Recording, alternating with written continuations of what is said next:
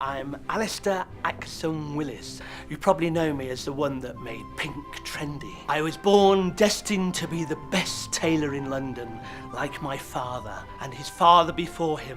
One night I had a revelation. I crept into my parents' bedroom and found them.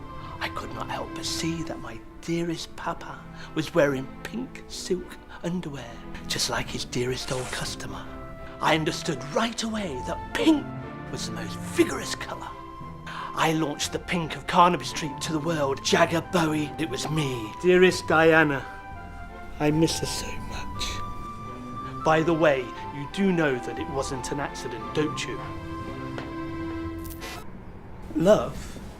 Do you think people should know?